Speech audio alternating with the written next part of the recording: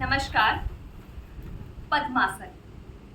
पद्मासन की हम बात करें तो यह योग का सबसे आसान दिखने वाला आसन है और सबसे महत्वपूर्ण आसन भी है। इसे अगर हम योग की नींव कहें या फिर आधार कहें तो गलत नहीं होगा।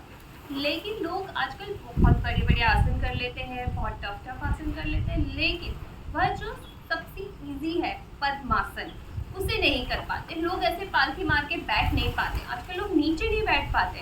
पहले तो खाना भी नीचे बैठकर बनाते थे, खाते भी नीचे बैठकर थे और सारी प्रोसेस नीचे बैठ के की जाती थी। लेकिन आजकल लोगों का नीचे बैठना बंद हो गया है। लोग चेयर पे बैठते हैं, बेड पे बैठते हैं, तो नीचे बैठते ही नहीं है। इस चक्कर में जब योग करना स्टार्ट करते हैं तो पहली जो सीढ़ी होती है योग की, पद्मासन, वही लोग नहीं कर पाते। तो आज के इस वीडियो में मैं आपको बताने वाली हूँ कि पद्मासन करना कैसे, अपने शरीर को पद्मासन करने के लिए तैयार कैसे करना है।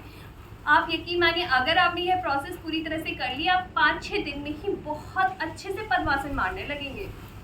तो आज मैं आपको बताऊंगी कि पद्मासन करना कैसे है, पद्मासन के लाभ क्या क्या है और इससे पद्मासन को योग में इतना महत्वपूर्ण स्थान क्यों दिया गया है।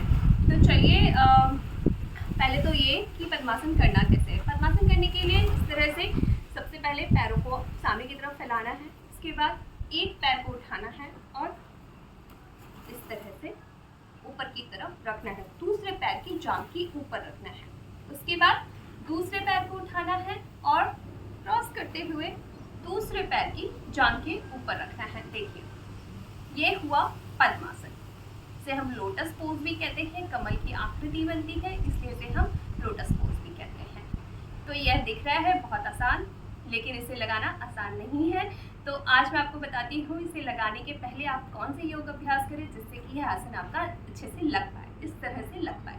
इसमें आपके जो घुटने हैं वो जमीन को छुएंगे, आपके पंजे बाहर की तरफ रहेंगे, एड़ियां अंदर की तरफ रहेंगी। यह होता है पद्मासन। चलिए, तो आप इतना नहीं कर पा रहे हैं क्योंकि आपकी जो थाई है, इनर थाई वाले जो मसल्स है वो टाइट है।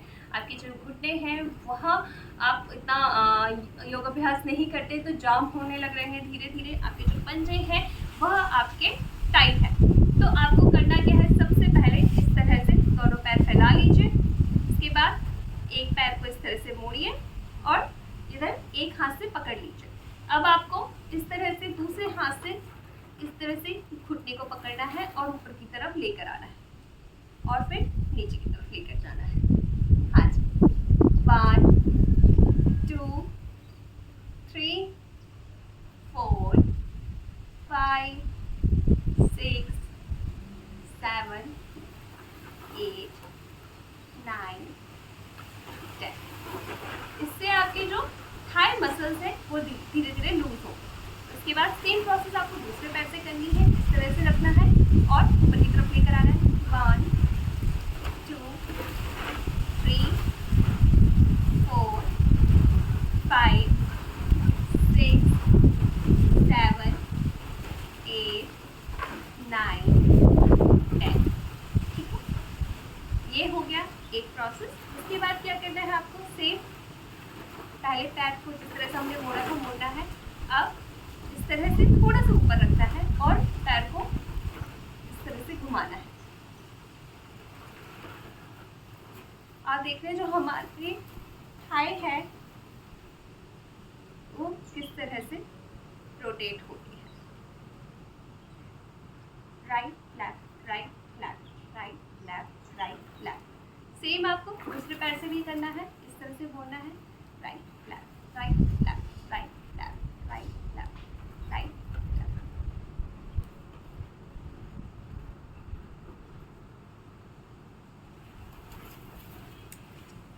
ठीक है, तो यह 2 प्रोसेस हुई। उसके बाद आपको फिर से इस तरह से पैर को मोड़ना है और अब रोटेट करना है।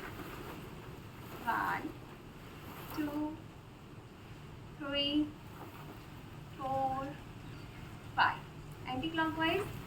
1 2 3 4 5।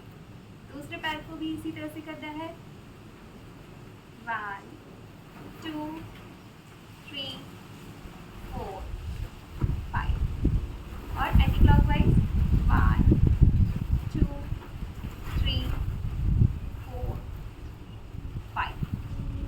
आप देखेंगे कि आपके जो मसल्स हैं वो अभी पूरी तरह से लूज हो गए हैं।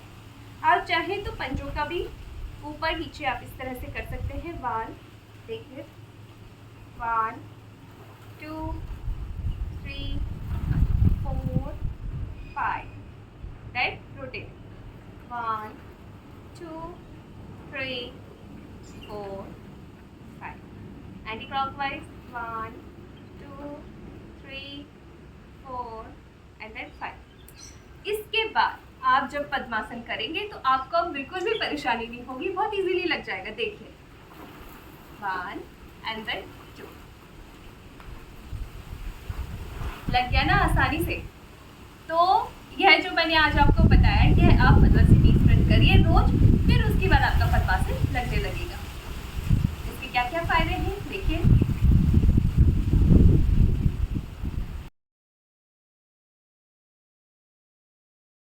तो अगर आपको यह वीडियो पसंद आया तो इसे लाइक करना ना भूलें, शेयर करना ना भूलें और चैनल को सब्सक्राइब करना ना भूलें।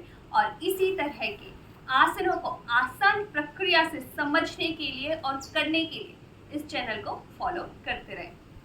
नमस्कार।